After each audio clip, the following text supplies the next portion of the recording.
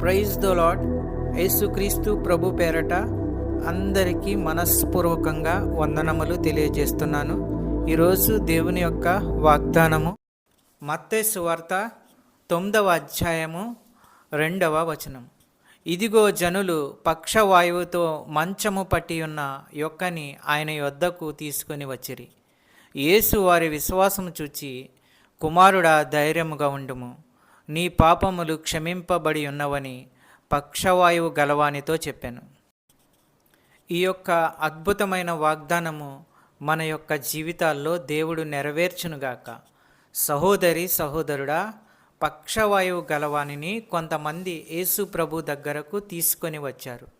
యేసు ప్రభు వారి యొక్క విశ్వాసము చూచి, కుమారుడా, ధైర్యముగా ఉండుము, నీ పాపములు క్షమింపబడి ఉన్నవని పక్షవాయువు గలవానితో చెప్పాను.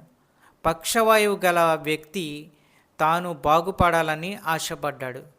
యేసు ప్రభువారు ఎంత ప్రేమ గల దేవుడంటే పక్షవాయువు గలవానిని బాగు చేయడమే కాకుండా అతని యొక్క పాపాలు క్షమించాడు. సహోదరి సహోదరుడా, మనం అడుగు వాటికంటే ఊహించు వాటికంటే ఎక్కువ అనుగ్రహించు దేవుడు. సహోదరి సహోదరుడా, వెలుగులో ఉన్న పవిత్రుల వారసత్వంలో పాలిభాగస్తులు కావడానికి ఆయన మనలను తగిన వారిగా చేశాడు. ఆయన మనలను చీకటి పరిపాలన నుంచి విడిపించి తన ప్రియ కుమారుని రాజ్యములోనికి తెచ్చాడు. కుమారునిలో ఆయన రక్తం ద్వారా మనకు విముక్తి అంటే పాప క్షమాపణ ఉంది.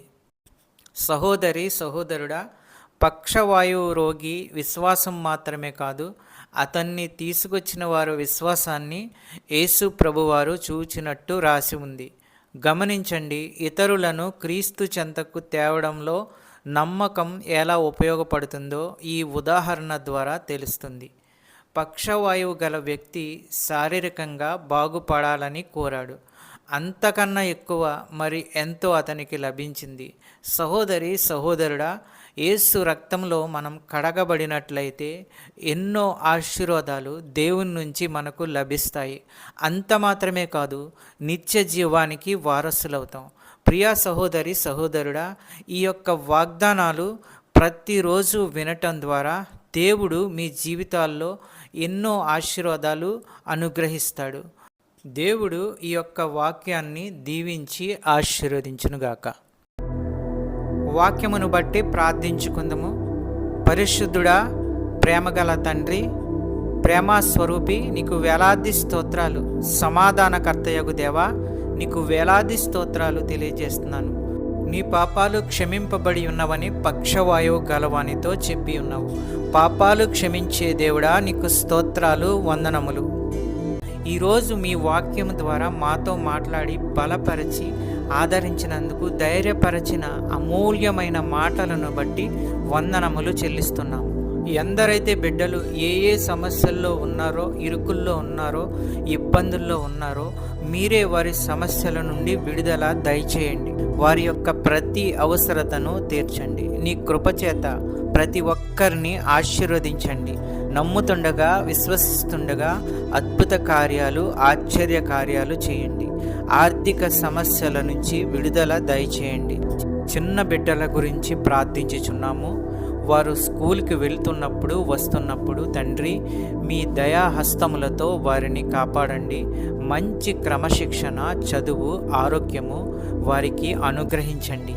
కాలేజీకి వెళ్ళే బిడ్డల గురించి ప్రార్థించుచున్నాము.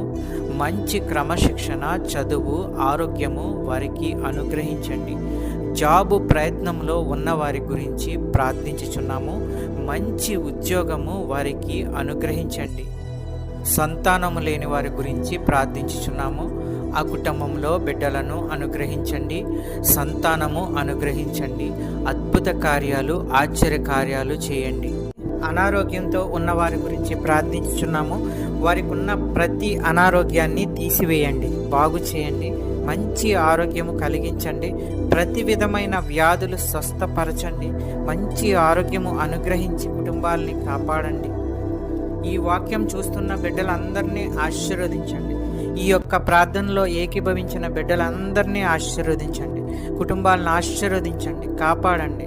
శాంతి, సమాధానము, నెమ్మది అనుగ్రహించి అన్నిటిలో విజయము దయచేయండి. ప్రతి కుటుంబంలో ఉన్న వారి యొక్క అవసరతలను తీర్చండి. పెద్దవారిని, చిన్నవారిని ఆశీర్వదించండి, కాపాడండి, దీవించండి.